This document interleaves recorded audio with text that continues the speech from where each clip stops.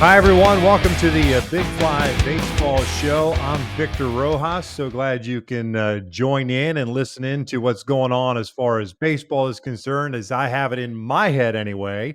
I welcome you to the Big Fly Baseball Show. If this happens to sound a little bit familiar to you, it's because I had the Big Fly Baseball Show, or I created the Big Fly Baseball Show a couple of years ago. It was actually during COVID when the Big Fly Baseball Show started. Myself and Joel Goldberg had the opportunity to kind of get together with the way COVID was kind of shutting everything down. And we weren't sure if we were going to be broadcasting games or where we were going to be and the like.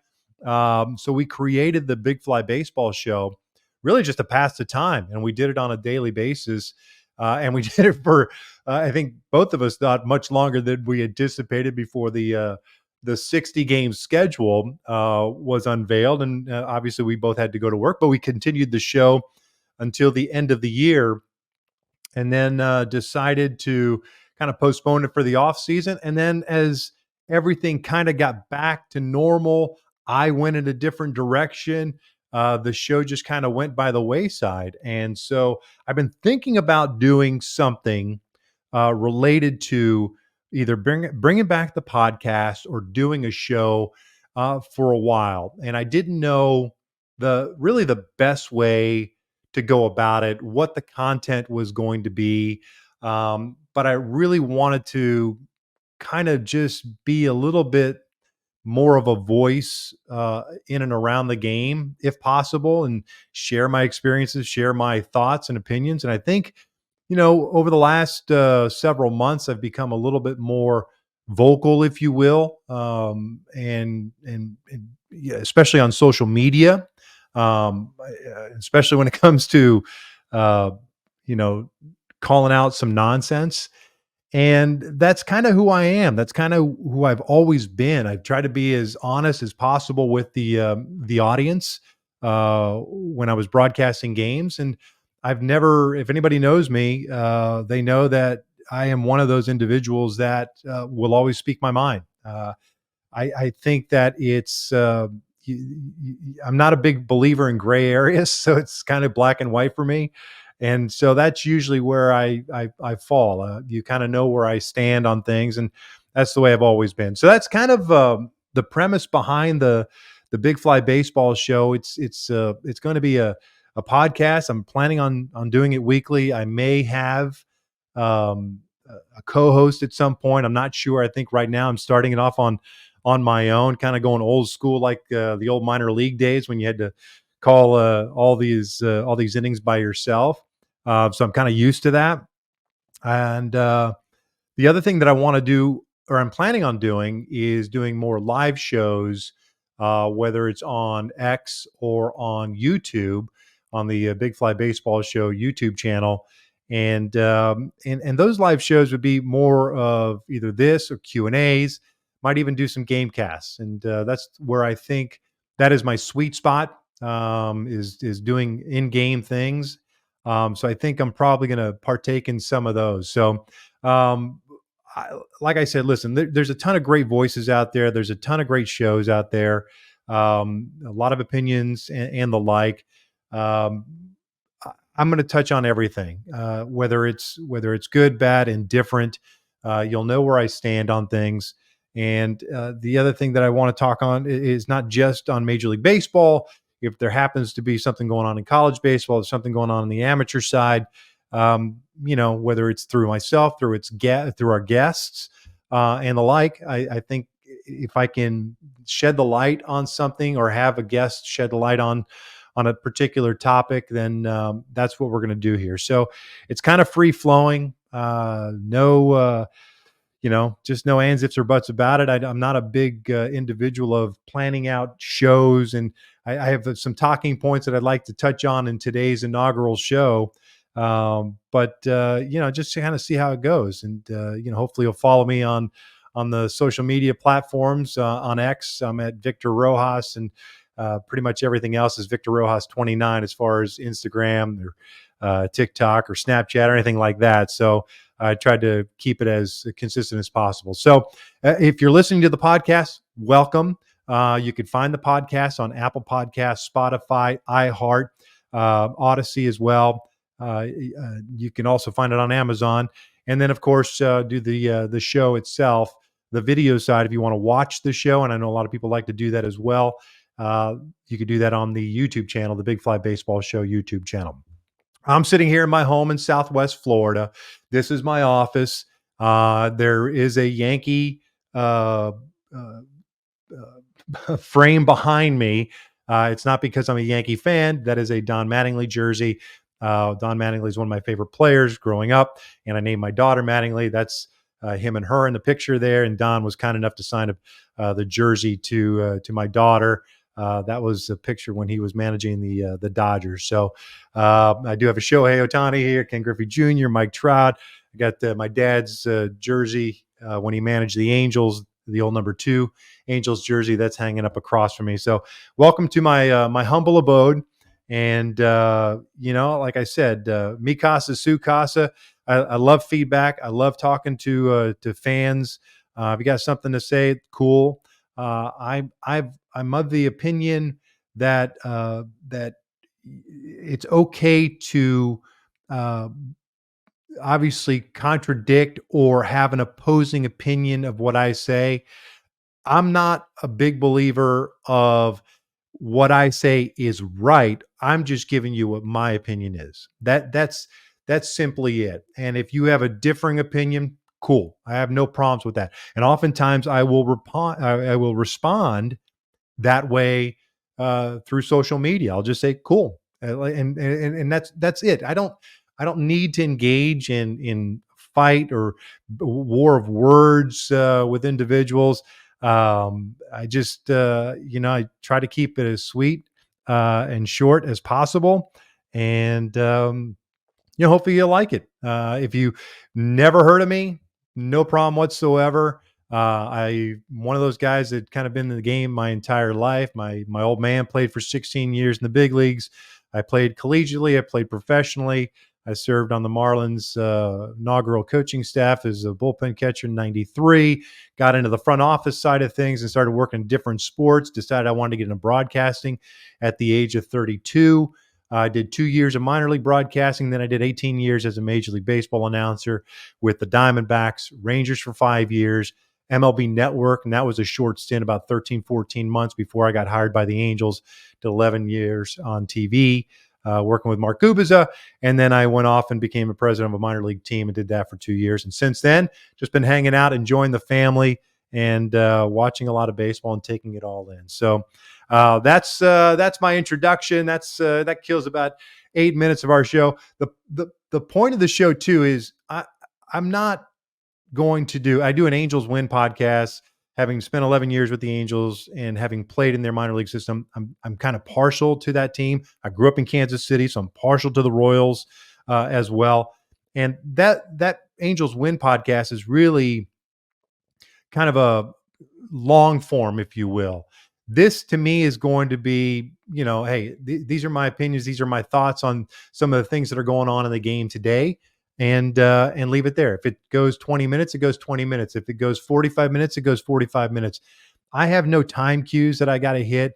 I don't have any sponsors. This is just me wanting to talk baseball.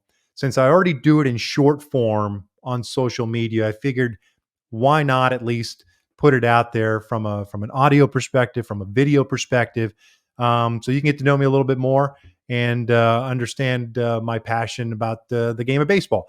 And if you're watching on YouTube right now, you can tell that I'm not necessarily an emotional guy, but I'm one of those guys that talks with my hands. I'm Cuban, and so I talk with my hands a lot. So I apologize. So if you hear some knocks on the microphone, it's probably because my hands are flying along. So a couple of things that I do want to touch on. Obviously, some of the things that had been topics over the last several days. The pitching injuries that continue to happen at a really rapid pace. It seems like I'll touch on that, give you my thoughts, my opinions on what I've seen and what I've read and what I've talked to specialists about. Um, Talk about a cool little story with the Houston Astros. Ronel Blanco. I mean, just a fascinating story. I just think it's a cool little story to talk about, and just share his brief story and brief success so far at the major league level. The news that came out yesterday, the Marlins finally won their first game of the year yesterday against the St. Louis Cardinals. They find themselves at 1-9 on the year, and even even that got overshadowed by the news that came out about Skip Schumacher's contract option having been voided in the offseason. So I'll touch on that a little bit.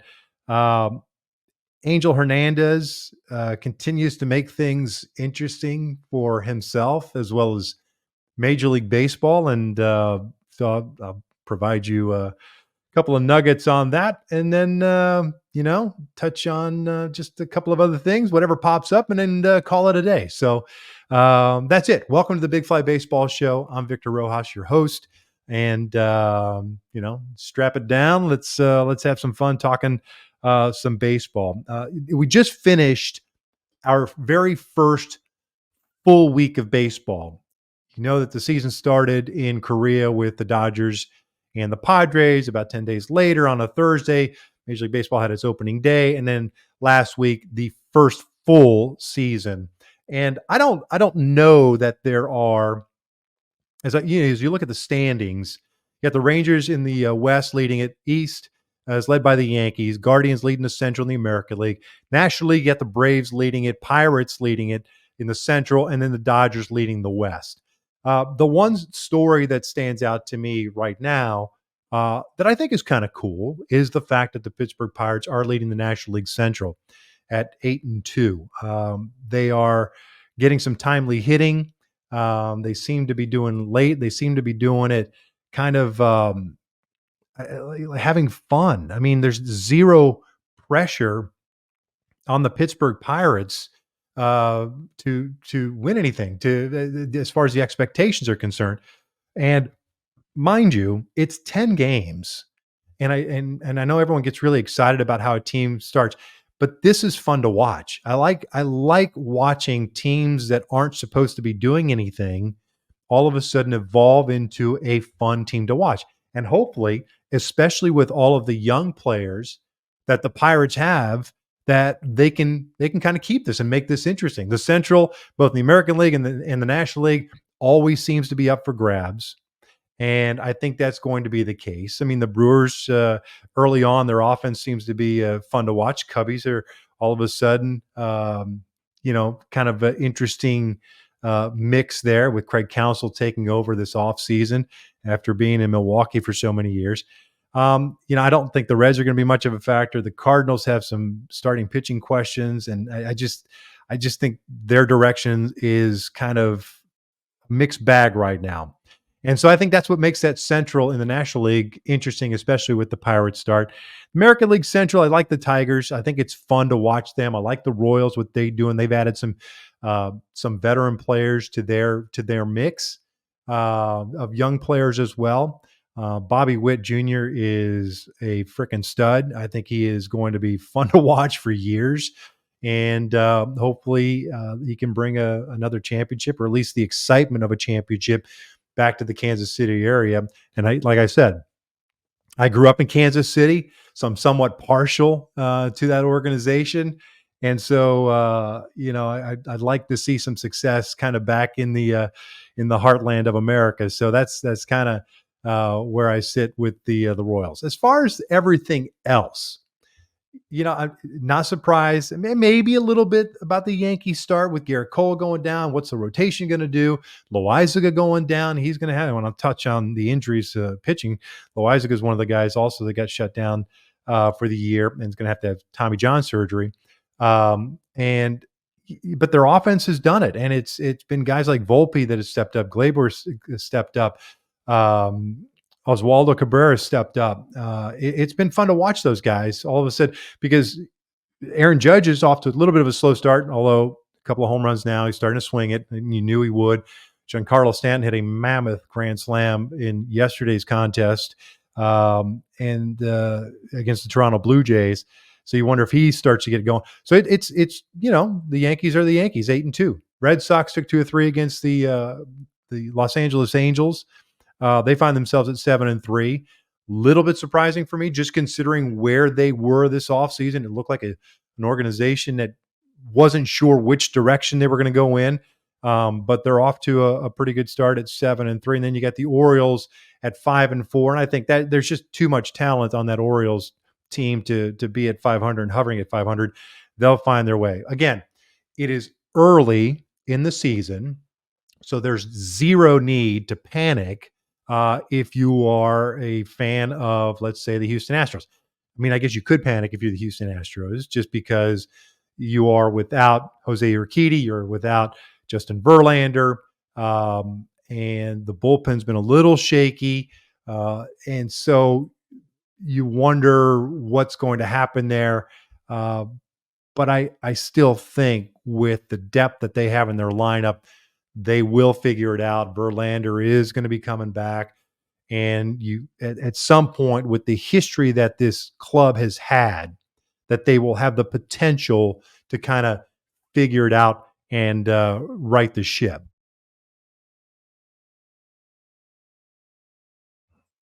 So those are some of the things that I wanted to touch on as far as big picture from a standings perspective.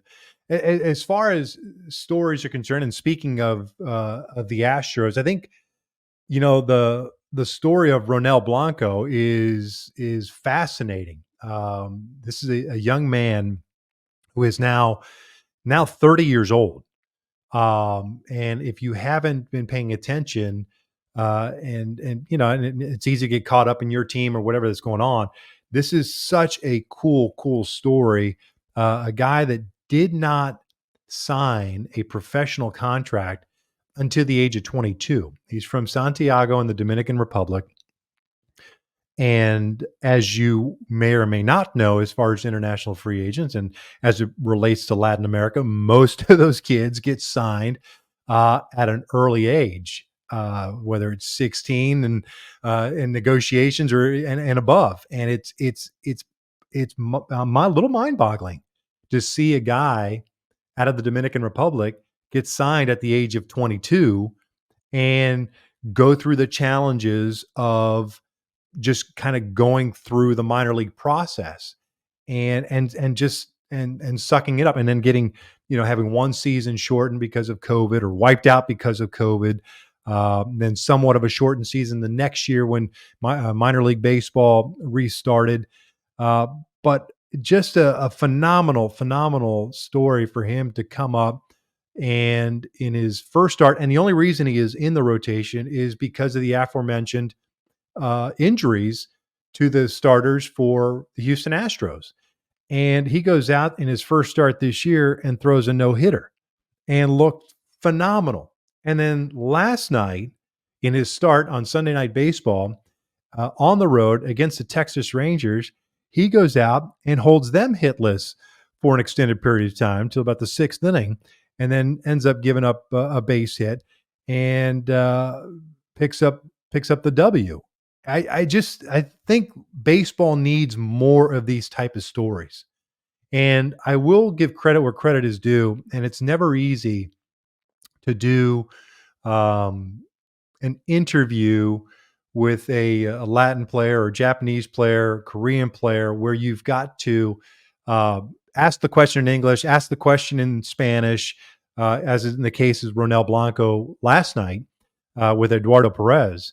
But then also receive the response in Spanish and then translate it and then kind of keep that conversation going. And it wasn't a one-on-one conversation because Carl Ravitch was asking questions, Eduardo was asking questions. So my hat goes off to Eduardo for doing that on a live broadcast. And just listening to Ronel,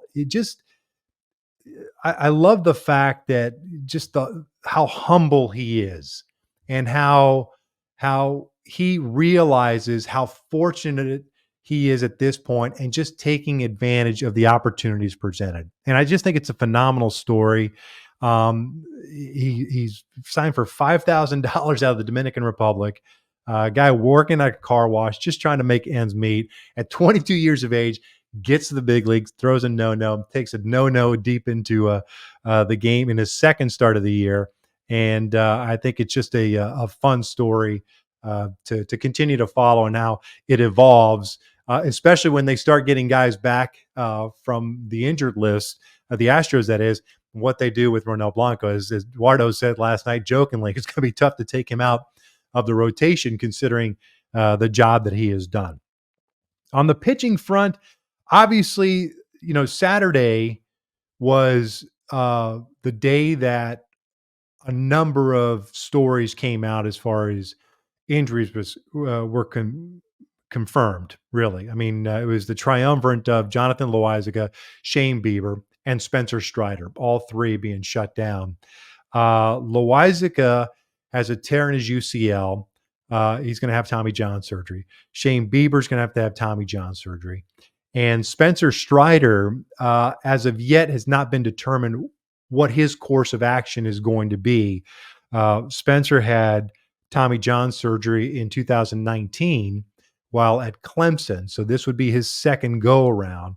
And if I'm not mistaken, Bieber and Strider are going to, or have spoken to Keith Meister, Dr. Keith Meister, who's based in Arlington, Texas, and does a lot of these. That's all he focuses now is on the elbow and Tommy John surgeries. And so I think they'll have to determine what course of action is the best course of action for Strider, because the other two guys, and then Yuri Perez too. That his name didn't come out on Saturday. His name came out a couple of days prior to the weekend. Yuri Perez, young stud for the Miami Marlins.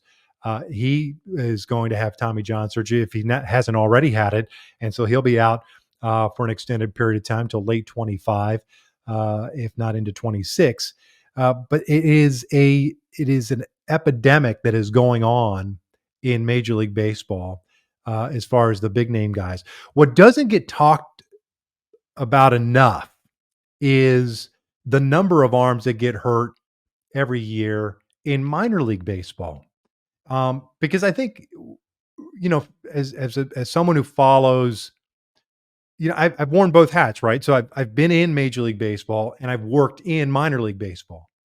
While I don't follow minor league baseball like I do Major League Baseball, I'm still cognizant of everything that's going on from a business perspective, from a player's perspective, that's going on with minor league baseball. And it is astonishing to see how many injuries occur at the minor league level that you don't ever really hear about, or it doesn't become mainstream fodder unless it's a big time prospect that goes down. And, everybody seems to have a theory on it as to the number of reasons. I know there's been a lot of uh, thought and opinions put out there about the pitch clock, implementing the implementation of the pitch clock, perhaps accelerating the injuries.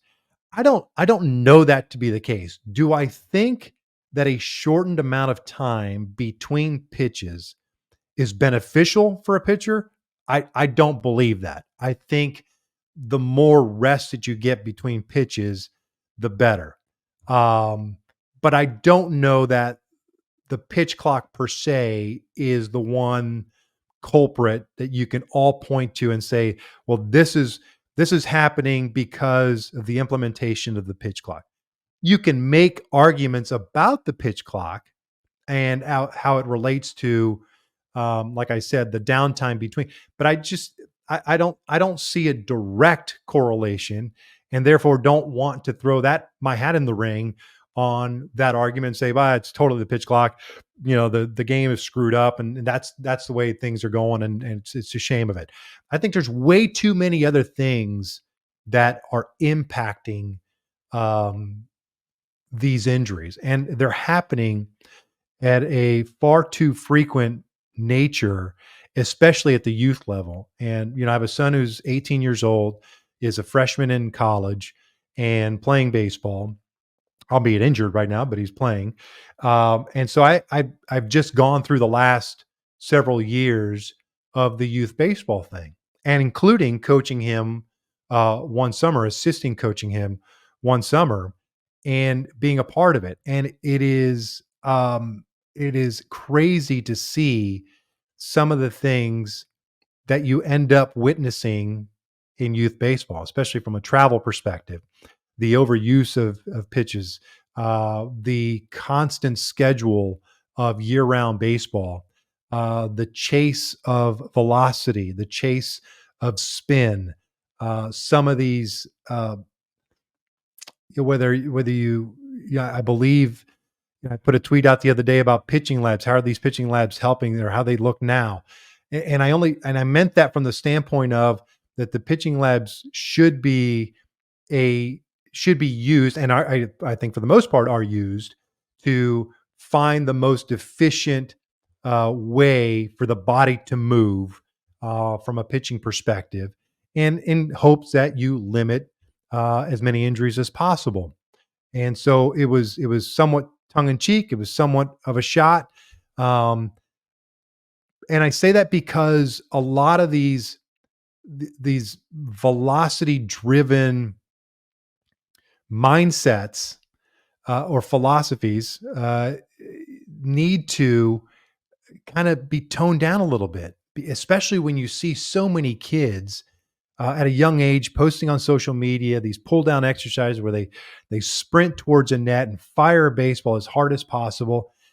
I just don't see it being something other than the clicks and the likes that you might get from a social media perspective, how it's beneficial for these kids going forward. So I think it's bad for baseball. I think baseball in general needs to, and I think they are.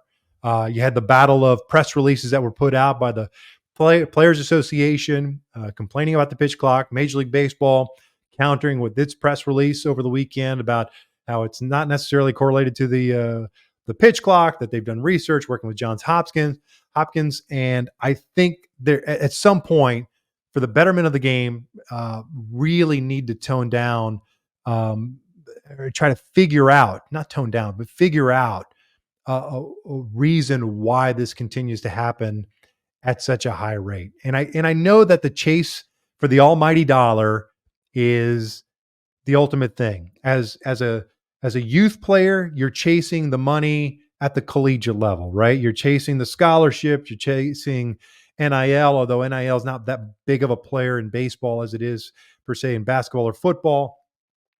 But that's the chase. And I know kids that the way they work out, the way they train, that is the chase. They are chasing the dollar, if you will, and that is finding that college scholarship. And once you get to college, you're chasing that professional money. Once you get to the professional rank, you're chasing the upper levels of the minor league. Once you get to the big leagues, you're chasing that multi-year contract or trying to get to free agency and hit the jackpot. So I understand the driver behind it all. It's just, to me, at the youth level is where I think we need to kind of start dialing it back, especially for kids that are not even remotely grown into their body, putting that much stress on their body to chase spin, to chase velocity, and to try to do things that their body really isn't capable of withstanding yet, until the body is a little bit more mature. So, I'm not the person that's going to figure all this out. I did reach out to Dr. Keith Meister, and I'm hoping that he is going to come on next week's show and talk a little bit about his thoughts and what he's experienced, what he's seeing. And but he's been kind enough to kind of go back and forth with me. I've known Keith for a long time, going back to our Texas Rangers days. Great dude, and it's no wonder that he has evolved as to one of the premier doctors when it comes to the elbow and the Tommy John surgery. So I hope all of the guys that are going through the process right now that were announced this weekend a speedy recovery. But it's a shame to see so early into this season guys like that going down. And Shane Bieber is a guy that is supposed to be or will be a free agent at the end of the year, and he's going to have to deal with the rehab of Tommy John surgery. So shifting our focus a little bit to the Miami Marlins, mentioned Marlins picked up their first win yesterday against the Cardinals. They find themselves now 1-9 on the year. And prior to the game, it was announced, or it came out that Skip Schumacher's option, he had signed when he originally got hired by the Marlins, was given a 2-year deal for 23 and 24 and had an option for the 25 season. And this past off season, with the changeover in the front office, Kim Ng is no longer there. Peter Bendix taking over and bringing in his crew of guys. They voided that option. What I don't understand is why in God's name are you, if you're voiding a guy's option and letting him walk into the 24 season as a lame duck manager, then why not just make your change now? Why didn't you make your change in the off season? I don't understand the point of taking a guy who was a 2023 National League Manager of the Year and took your organization to the postseason. All of a sudden, a new regime comes in, they void his option, and then just make him a lame duck manager in 24. I don't know what the circumstances were as far as the conversation that was had. And maybe, just maybe, the new group in Miami said, Skip, this is what the plan is going to be going forward. Are you in? Are you in on a rebuild? Are you in on whatever the case may be? And maybe Skip said no, and they said, well, okay, well then we're going to just void that option and we'll roll into 25 with a brand new skipper. That may have happened. But I don't understand in today's world, like I'd have more respect for the Marlins if he had just said, Skip, I know you're National League Manager of the Year, and I know you got 1 year left on your contract plus an option, but I want to bring my own people in, and I'm going to start now. I'd have more respect for the Marlins doing that than doing this chicken shit stuff where you void the guy's option and just let him ride into 24 as a lame duck manager. And then, oh, by the way, the team goes off and starts 0-9 on the year before winning yesterday's game against the St. Louis Cardinals. It is just, just a series of mistakes, it seems like, that the organization continues to make. And I know everyone talks about, and it's easy to talk about the Oakland A's situation, but why no one talks about how no one goes to the Marlins games is beyond me, other than when the Yankees come to town for obvious reasons, because you got so many transplants from New York down in South Florida. It's brutal. I love the ballpark. That ballpark is, I think it's a cool ballpark, cool vista. They just built that thing in the wrong place. It's just an awful location. And as good as that ballpark is, they can't figure out what the nucleus of the fan base is and how they can consistently drive them to the ballpark. And I think until they figure that out, and this is a team that came into existence in 1993, until they figure that out, it's going to be a long go for the Miami Marlins. I feel bad for Skip. I think it's awful. I think it sucks. I think he'll be wanted come the offseason, another major league team. I'd love to now see the Marlins just go off and put the pressure on the front office to re-sign him. See the Marlins get to the playoffs and get deep into the postseason and see what they do then. But, if the history is any indication as to what we've seen, it's going to be a head scratcher no matter what. And so I just feel bad for Skip. Hopefully he enjoys it. I'm sure there's a lot of people that are going to be on his side of things, especially as he gets to free agency come the offseason, if he gets there. And I wish him nothing but the very best. It's just a shame that the Marlins had to deal with that kind of stuff. One other topic that I do want to touch on before we call it a day, about 35 minutes. Angel Hernandez continues to be a topic of conversation. And I you know, I don't. I got asked yesterday on Twitter about Angel and what I thought of him, and awful was my one word response. And I just think at this point, I think he's just embraced the role of a full heel. I think he's gone like the wrestling way. Like he doesn't care anymore. He's just going to just be that guy. Rowdy Roddy Piper, uh, uh, Macho Man, Randy Savage. They're just going to go full heel and say, screw it. And I think that's what Angel's doing. I think he just says, you know what? The hell with it. There was a check swing a couple of games ago when I think it was the Mets taking on the Tigers, and Spencer Torkelson on a check swing got rung up by Angel Hernandez. And I think everybody was stunned. I think Angel was confused by the shadow of Torkelson's check swing because the shadow looks like he went around, but Spencer certainly didn't go around. And then you had the situation yesterday with Gleyber Torres, not once, but twice with Gleyber Torres in the Yankees Blue Jays game where Angel was behind the plate. And neither one of the pitchers that were rung up on, and one of them was did the pitcher step off? Did he kind of throw things off?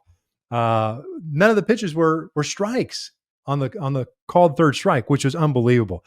The only consistent thing about Angel Hernandez's calls is his inconsistency. That's what it boils down to. He's the human embodiment of Schrodinger's strike zone. I mean, simultaneously correct and incorrect until you check the replay. That's the best way to sum up what Angel Hernandez is doing on an everyday basis. How he is still employed and getting assignments is beyond me. I want to like the guy, but the dude has just made his own bed, and he is just embracing the full heel thing. That's what I'm just going to go with.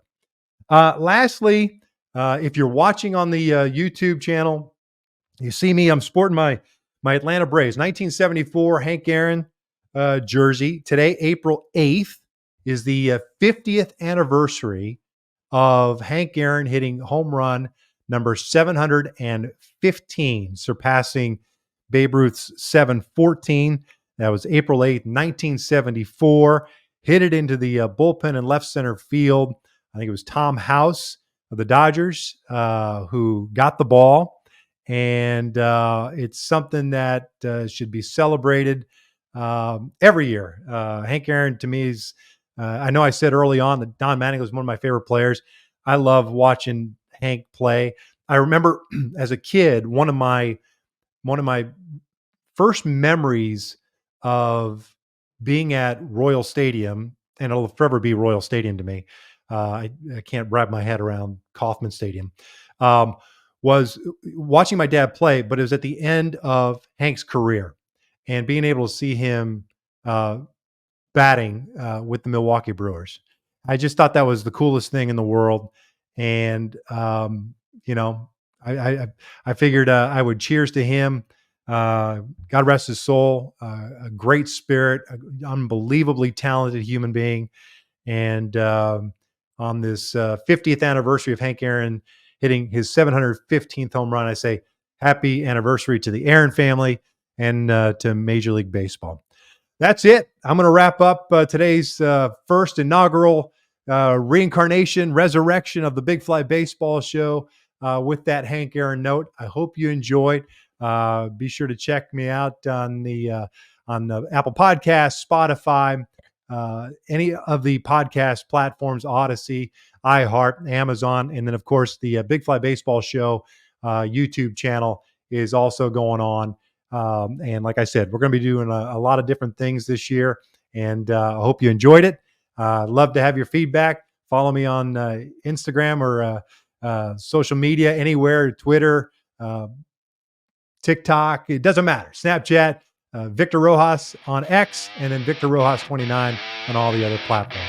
I bid you adieu. Thanks for listening and watching the Big Fly Baseball Show's first edition, 2024.